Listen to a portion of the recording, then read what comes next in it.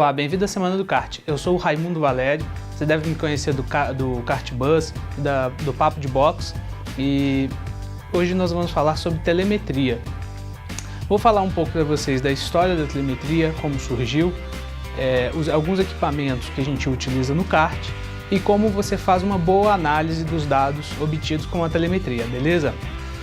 Se você está pensando, pô, eu não preciso disso porque eu estou sempre entre os melhores, estou sempre entre os 10 primeiros e meu tempo aparece no painel do kartódromo, ou então eu consigo olhar os tempos nas folhas, né, depois das corridas.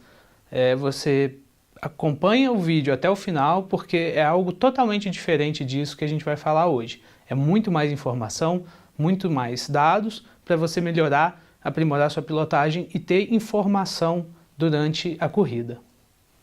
Bom, a telemetria surgiu na Fórmula 1, que é o ápice do automobilismo mundial, na década de 80, né? Principalmente quando conseguiram reduzir o tamanho de computadores e colocar isso on-board nos veículos.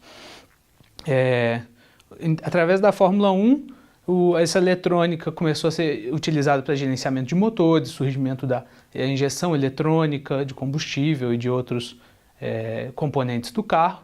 E esses dados passou a ser interessante a equipe analisar depois de cada andada, de cada corrida, de cada treino, para que entendesse melhor o funcionamento, corrigisse problemas e também o piloto poderia utilizar esses dados para ver o seu desempenho na pista, né? Então começou a se acompanhar o movimento de volante, posição dos pedais de acelerador, freio, embreagem, a marcha utilizada, acelerações laterais em curva, em frenagem, tudo isso para desenvolver o esporte, tá? Com a telemetria, informações vitais do veículo, que antes dependiam de instrumentos no carro e análise do piloto durante a corrida, passaram a não ser o foco do piloto, não ser necessário mais essa atenção. Por quê?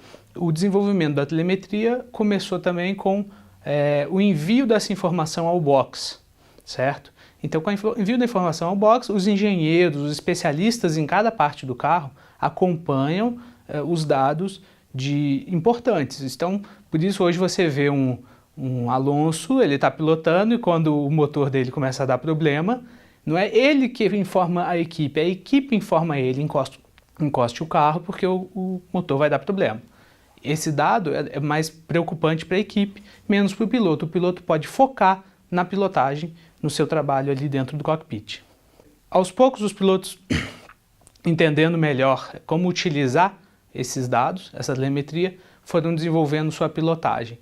E um dos maiores exemplos disso, dessa nova era da tecnologia no esporte a motor, é o Michael Schumacher, que utilizava um equipamento super diferenciado já na Benetton de 1994.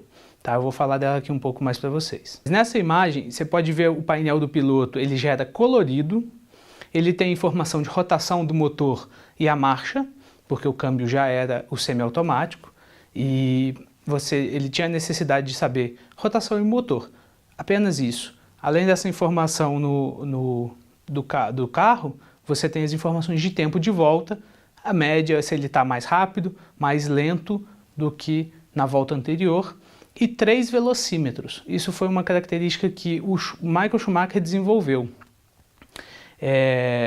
Com esse conhecimento da eletrônica, ele aprendeu a utilizar esses dados para melhorar a sua pilotagem da seguinte forma.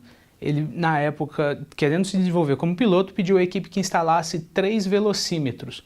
Esses 3 velocímetros tinham informação da velocidade instantânea, igual no seu carro de rua, a velocidade que ele estava naquele momento. Um velocímetro dava a velocidade máxima atingida no final da última reta e o outro a velocidade mínima atingida durante a última curva. Então, após fazer uma curva, ele sabia a velocidade que ele chegou naquela curva, a velocidade que ele contornou a curva. Esse tipo de informação permitiu ao piloto desenvolver muito mais de sua pilotagem, muito mais da sua capacidade de sensibilidade e acerto do carro. Por que essas 3 informações? A velocidade final da reta anterior à última curva realizada ela tem influência inclusive da saída da curva antes dessa reta, porque a velocidade que ele vai chegar depende de como ele saiu daquela curva. A velocidade mínima, ele tinha uma ideia melhor da desaceleração do carro, né, a velocidade que ele contornou a curva e assim se ele conseguiu melhorar o tempo ou não naquele espaço. Todas as informações eram o que ele tinha em cockpit, tá? Fora os dados de telemetria que poderiam ser analisados depois da corrida. No kart, existem alguns dos equipamentos que são mais populares, entre eles o Alfano, o Micron, que é produzido pela AIM, e o K-Stars. Desenvolvido seu uso mais simples, esse último, e baseado exclusivamente em dados GPS. Tá? Outra opção é utilizar um smartphone com o aplicativo Lap Timer, mas aqui gostaria de fazer um parêntese. Utilizar o smartphone com o aplicativo apenas com o GPS interno que vem no celular, ele não dá as informações com precisão para análise de dados posterior. Por isso ocorre maior diferença no tempo de volta registrado com o aplicativo quando comparado com o tempo de volta registrado pela cronometragem oficial. E isso eu vou mostrar aqui para vocês nesse desenho.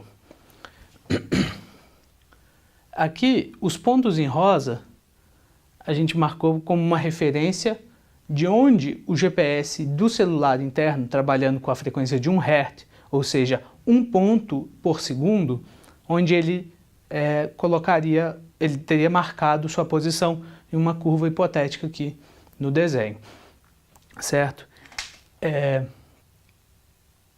Como que funciona o GPS? A distância entre esses dois pontos, ele vai traçar como uma reta, né?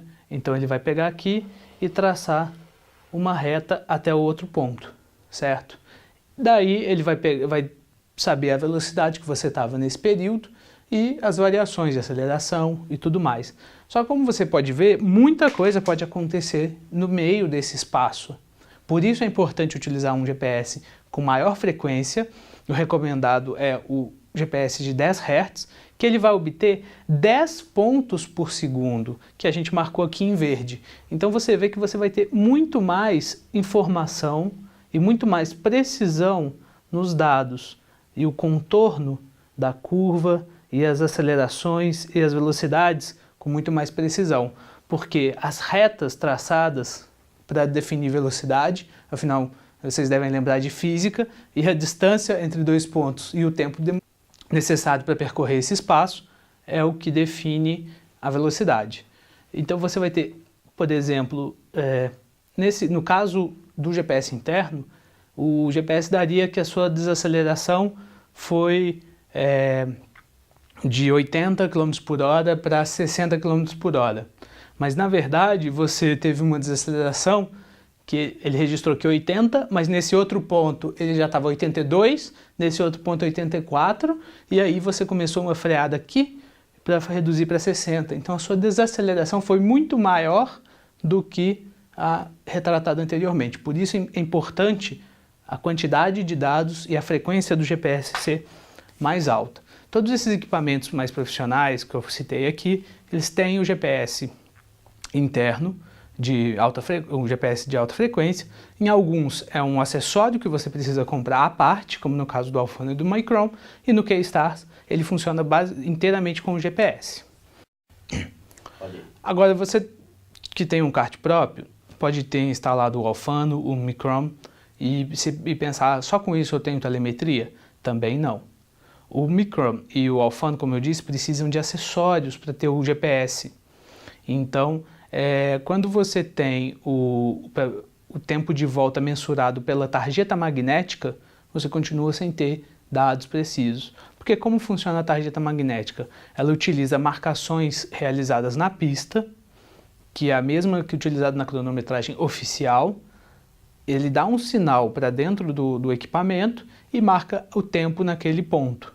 Porém, você não sabe como foi o trajeto, ou todo o percurso até aquele ponto. Então você não tem telemetria, você só vai ter o tempo de volta. Na precisão do tempo de volta, é melhor, vai bater 100% com a cronometragem, afinal a cronometragem está sendo realizada através desse mesmo equipamento, desse mesmo tarjeta magnética no chão. Mas com o GPS, você vai ter uma acurácia de 99% e ainda vai ter mais informações mais importantes no seu desenvolvimento. Então, ter o GPS de alta frequência é fundamental para a gente começar a ter uma análise mínima de telemetria. Bom, então agora eu vou mostrar para vocês como é feita uma análise, como você faz uma boa análise de gráfico da telemetria e dos seus dados de pista, beleza? Então eu tenho um exemplo aqui, um gráfico padrão da telemetria, principalmente obtida com o GPS, onde você tem o deslocamento, ou seja, o quanto você percorreu numa volta, e a velocidade em km por hora que você estava, tá? Então, na nossa volta hipotética, eu tenho aqui a volta verde, que pode ser a sua volta ideal, ou a sua melhor volta, e a volta que foi desenhada aqui na cor de rosa, onde foi a sua última volta. Então, vamos comparar esses dados de uma volta com a outra. Repara que na volta rosa, a velocidade máxima atingida foi menor do que a velocidade na volta verde, na melhor volta, tá? Então, aqui você já tem uma ideia. A última curva que eu fiz, eu não saí com um bom ganho de velocidade. E é por isso essa aceleração não foi tão boa, tá? Retomando só um conceito, quando você tem um gráfico de distância por velocidade, ou também você pode usar o tempo como uma referência, quanto mais inclinado for essa subida, ou seja, se você tiver um exemplo, uma subida assim, com inclinação ou mais inclinada, essa mais inclinada teve uma maior aceleração, tá? Então significa que você teve uma condição de tração ou uma condição de pista que permitiu acelerar e chegar numa velocidade mais rápida, tá? Retomando aqui na sua volta ideal, no mesmo conceito que subindo você tem a aceleração, quando o gráfico desce você tem a desaceleração, é a sua frenagem, tá? Então aqui a gente consegue fazer uma série de comparativos e entender melhor a sua volta, que seria o quê? No gráfico verde eu tive uma maior aceleração, como eu cheguei na curva com uma maior velocidade, eu tive que frear mais cedo. Enquanto na curva roxa, ou cor-de-rosa, eu pude frear um pouco depois. Por quê? Porque a velocidade também era menor, tá? Não quer dizer que uma volta foi melhor do que a outra, alguma coisa teve de diferença. Você pode até comparar setorizado, que é o ideal, que seria o quê? Pega essa volta e divide a pista em setores e compara apenas esse setor. No final desse setor, você estava mais rápido ou mais lento na volta verde ou na volta cor-de-rosa. A partir disso, você vai montar sua volta ideal, tá? Então, lembrando que bons sistemas de telemetria vão ter um gráfico, uma opção de gráfico, comparando dessas voltas, qual delas é a mais rápida, tá? Então, ela vai te mostrar qual volta é a mais rápida. Então, vamos supor que a volta verde foi a mais rápida quando você considera a volta como um todo, porém, nesse setor, a volta cor-de-rosa foi mais rápida. Por quê? Porque apesar de você chegar com uma velocidade menor no final da reta, você freou menos tempo, contornou a curva com uma velocidade maior e logo saiu com uma velocidade maior dessa curva. Se você for fazer a sua volta ideal, o primeiro trecho você tem que fazer como você fez na volta cor-de-rosa. E com isso você vai fazer combinações de trechos para ter a volta ideal no final do conjunto da pista, ok? Então, continuando, vamos fazer uma outra análise. Depois desse trecho, primeiro trecho demarcado, a velocidade é quase a mesma na volta cor-de-rosa ou na volta verde, porém a volta verde, o que seria o miolo da pista, onde você tem velocidade mais baixa, ela é sempre mais lenta. Então esse trecho parece de novo ser melhor fazer como a volta cor-de-rosa. Mas vamos supor que no trecho você dividiu novamente aqui, e aqui você tem o trecho final da pista. Nesse trecho você perdeu tempo. Por quê? Porque foi mais rápido a cor verde, né, a volta marcada no gráfico verde, do que a volta marcada no gráfico cor-de-rosa, Com isso você consegue combinar, ter os melhores resultados e saber o que aconteceu na sua volta com detalhes, tá? E um conceito que a gente usa no caso de análise da telemetria é o seguinte: você compara os dados do que você fez na pista com a sua melhor volta. Por quê? Se você fez uma vez, você vai ter condições de repetir esse comportamento. Quando você conseguir dados bem constantes e diretos, você vai ter as suas melhores voltas e um desempenho melhor ao longo de uma corrida, não só em uma única volta, tá bom? Com isso a gente consegue entender também se o kart está bom ou está ruim. Por quê? Um kart que não tem final de reta, por exemplo, pode ser o caso do gráfico cor-de-rosa, enquanto o gráfico verde mostra um kart que é muito bom de reta, só que no miolo eu não consigo andar tão rápido, ele está ruim de chão, certo? Esse é o tipo de dado que influencia muito na sua pilotagem e que faz você entender melhor o que está acontecendo, o que você está fazendo na pista para então melhorar a sua pilotagem. Bom, é isso, pessoal. Eu espero ter agregado algumas informações para vocês.